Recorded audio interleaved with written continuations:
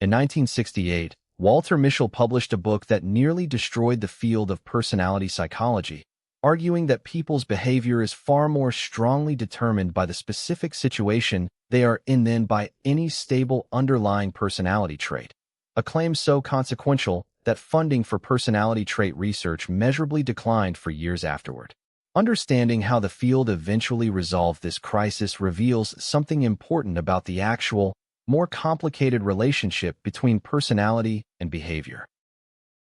Walter Mischel's influential 1968 book Personality and Assessment reviewed the existing empirical research literature on trait consistency and found that correlations between a person's behavior in one situation and their behavior in a different situation, both theoretically reflecting the same underlying personality trait, such as honesty or conscientiousness, rarely exceeded approximately 0.3, a modest correlation indicating that situational context accounted for considerably more behavioral variance than any stable, cross-situationally consistent personality trait, directly challenging the fundamental premise underlying decades of trait-based personality research. Mischel's situationist position argued that specific environmental and situational cues and constraints, rather than stable, cross-situationally consistent internal personality traits, are the primary and more powerful determinants of an individual's behavior in any given moment, a claim with radical implications,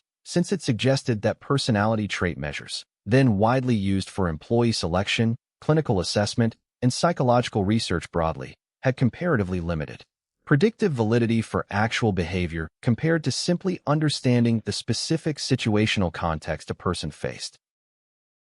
Seymour Epstein's influential response to Mischel demonstrated that while a single instance of behavior in one specific situation correlates only weakly with a single instance of behavior in a different situation, aggregating or averaging a person's behavior across many different occasions and situations reveals substantially stronger, more robust trait consistency. Since aggregation cancels out situational noise and measurement error specific to any single observed instance, revealing the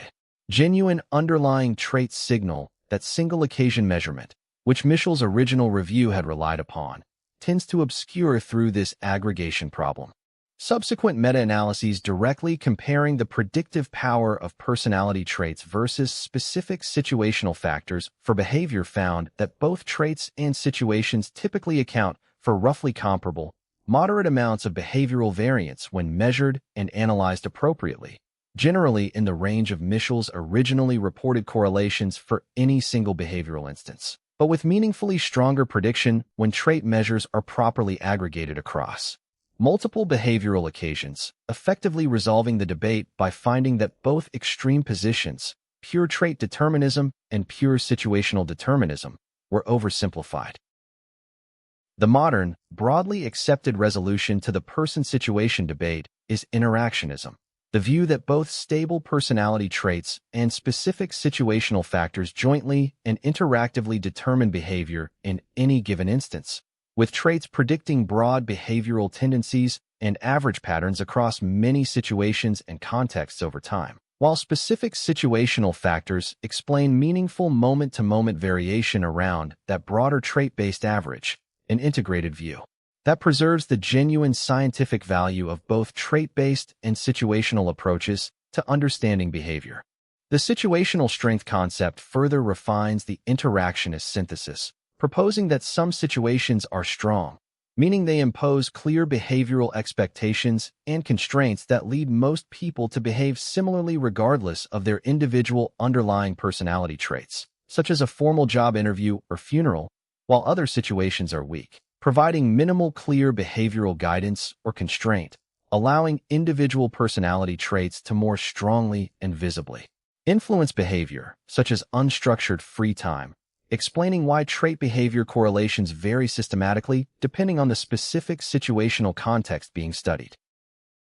The person-situation debate, which once threatened to undermine personality psychology as a scientific field, was ultimately resolved not by declaring one side victorious, but by recognizing that both personality traits and situational factors genuinely matter, interacting together in identifiable, systematic ways to jointly determine behavior, a more nuanced empirically grounded conclusion than either the original strong trait theory or Mischel's strong situationist challenge proposed alone.